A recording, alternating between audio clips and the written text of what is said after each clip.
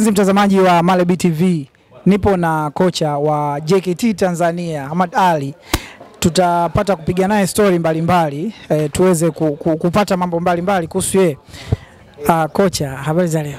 Salama kabisa. Habari za mazoezi na maandalizi kwa ligi kirudi? Sio mbaya, alhamdulillah, tunashukuru Mungu toka tumerudi na kama siku 5 hivi, leo ya 6. Sio mbaya, kuna preparation, tunaenda vizuri alhamdulillah. Yeah, katika vitu ambavyo nilitamani sana kufahamu ni historia yako wewe mpaka umefika JKT Tanzania. Tunaomba utuanzie ulikopita huko mpaka ulipofikia hapa. Okay, kwa maana ya miaka ya nyuma au long time kidogo? Tuanze long time. Unaanza muda mrefu sasa, tutakuwa hadi jioni. Okay, sawa. Mimi ni Mtanzania, mzaliwa wa Mwanza, Msukuma, baba Msukuma, mama Mnyamwezi. Karia yangu ya mpira sana ni kwa Mwanza kwenye kituo kimoja kinaitwa Masya Athletic Center, kwa sasa kinaitwa hivyo, lakini zamani ilikuwa inaitwa Mwanza Ajax. Nimejoin kwenye kile kituo pale kama mchezaji kuanzia 99.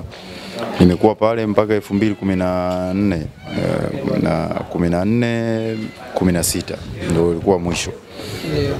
Kwa hiyo nimehudumu pale kama mchezaji, nimekuwa chini ya marehemu Sylvester Mash, kama wanamfahamu watu wengi. Ndo mlezi wangu na ndo alitambua kipaji changu cha kwamba nitakuja kuwa kocha, nitaweza kuja kuwa kocha. Nilikuwa captain pale muda mrefu, lakini kuna muda fulani 2007, 2006 na 2007 niliwahi kutoka ndio kucheza ligi daraja la 3. Kipindi hicho timu moja ilikuwa inaitwa Maadili, tukaenda kituo Sengerema kule.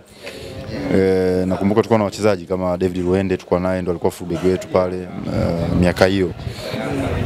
Baada hapo tena nirudi kwenye kituo, kaendelea na majukumu kama kawaida. Endelea pale, wakati niko captain nilikuwa hivyo, mwalimu alishanionyesha kwamba naweza kuja kuwa kiongozi, kwa maana naweza kuwa kocha.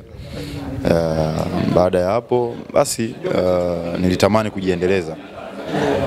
Na yeye alisema inabidi upate elimu. Kwa hiyo 2012 nikaanza kusoma kozi ya coaching. Nikafaulu. 2013 nikasoma tena intermediate course inayofuata baada ya preliminary Arusha, nikafaulu tena. Baada ya hapo nikaendelea kuwepo kwenye kituo. Kwa hiyo miaka 2012, 13 mpaka 14 nimejaribu sasa kutambulika, kwa sababu nilikuwa sitambuliki kama mwalimu, nilikuwa ni msimamizi wakati sina qualification. Kwa hiyo nilipotambulika nikawa na pale kwenye kituo na timu ya girls ambayo ilikuwa inaitwa Mash Queens. Msimu wa kwanza Malinzi kaingia, alitangaza kwamba timu zote ambazo zitakuwa mabingwa kwenye mikoa zitacheza ligi kuu ya mwaka wa kwanza Tanzania. Ilikuwa 2015. Tulipata hiyo bahati, tulishinda kwenye mkoa wetu, tukawepo kwenye nafasi hiyo. Tumecheza Premier msimu wa kwanza girls mpaka kufika 6 bora. Tumekuja kucheza hapa Dar es Salaam. Bahati nzuri Mwenyezi Mungu akatuweka kuna nafasi za juu zaidi, lakini tukawa nafasi ya 3. Kwa baada ya kurudi kwenye kituo nikachukua timu ya boys na yenyewe kutoka daraja la 4 nikaipandisha mpaka daraja la 3. Lakini ndani ya hiyo miaka nilikuwa napata nafasi za timu za wilaya, Nyamagana, Coca-Cola, Airtel Rising hivyo. Mwaka unaofuata nikapata timu tena kuwa head sasa. Nilikuwa msaidizi, muda mwingine na kuwa mkuu. Taifa Cup Girls pia.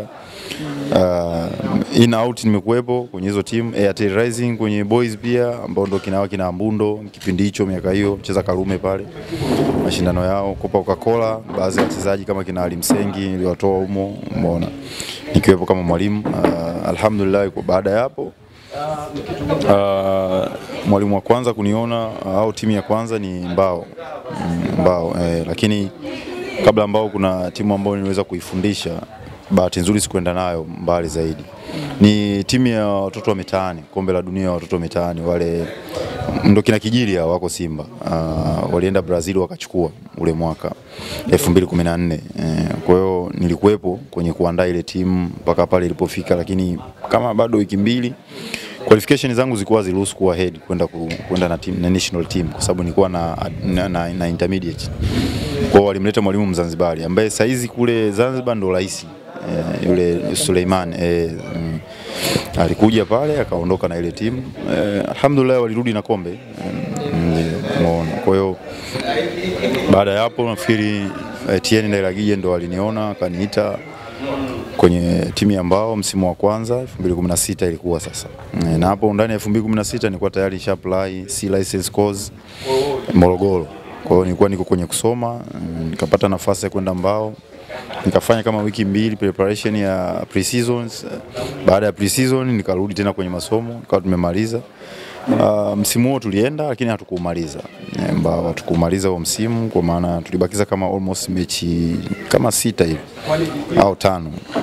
Bahati mbaya wakaja pale mashabiki, mnajua tena mashabiki na timu zao wanasema Mbao bila Etienne inawezekana. Mabango mengi uwanjani na nini. Ikawa vurugu sana Kirumba pale. Nakumbuka askari walitupa support kubwa sana, wakatusupport. Mimi nakumbuka tulimsindikiza kocha paka kwa hotelini kwake na mimi nikatoka kwangu hotelini paka kwangu kusindikizwa na escort kwa sababu hali ilikuwa sio nzuri. Basi baada ya pale msimu unaofuata kocha alikuwa aende Singida. Alikuwa aende Singida, kwa hiyo hata yeye mwenyewe akasema kwamba bana safari itakuwa Singida, tujiandae kwenda Singida na process zingine alikuwa ashaanza kufanya. Basi nafikiri kwenye hiyo mikataba na nini labda kulikuwa bado hakuja kuwa na kusainiana. KMC wamepanda wakaja wakamjua yuko pale Singida, wakamfuata wakamhamisha, yani wakampindua Mr. Mwigulu. Alikuwa ameshaanza process zingine zilikuwa zishakuwa zinafanyika na alikuwa pale Singida, yani kwa maana Singida ilikuwa ina mechi moja FA nakumbuka. Ilikuwa inacheza FA na finali na Mtibwa Arusha. Kwa hiyo ilikuwa inasubiri kumaliza ile FA ndio process zingine ziendelee. Basi bahati nzuri ikaja, nafikiri ilikuwa ofa nzuri labda kwake yeye akatua KMC. Kwa hiyo ndo tukaja naye KMC 2018-19. Kwa msimu mzuri kwetu, kushika nafasi ya 4, timu kuwakilisha kimataifa, shirikisho. Bahati nzuri hatukuwepo kwenda msimu wa pili, yeye akaenda Azam, sisi tukabaki pale. Msimu ulikuwa mzuri pia, huo msimu wa pili yeye alikuwa Azam na sisi tuko huku. Nafikiri yeye katoka Azam muda mchache tu akaenda national team. Sisi tukawepo pale KMC. Kwa hiyo nimekuwa KMC almost 3 years. 3 years nimekuwa pale mhudumu kwa makocha tofauti sasa. Walikuja tena foreigners wengine tofauti. Nilikuja Helimana, alikuwa Lipoli. Fana naye kidogo, alikuja mwanzo kabisa alikuwa kwanza Mganda yule, Mayanja. Tumekuwa naye pale, akaondoka ndo kaja Helimana, baada ya pale akaja Itimana, Thierry alikuwa Simba na Mungu ashakuwa Mtibwa. Kuja naye pale, tumeenda naye pia msimu, bahati nzuri msimu wa pili ulikuwa vizuri sana. Basi wakati na niko kwenye hizo process nilikuwa nimesha apply tena B license. Kwa nilikuwa ndani ya masomo. Kwa hiyo nilivyoona masomo yamekuwa tight kidogo, nikawaomba KMC kwamba naomba nikae pembeni ili nimalizie kwanza masomo, maana masomo na kazi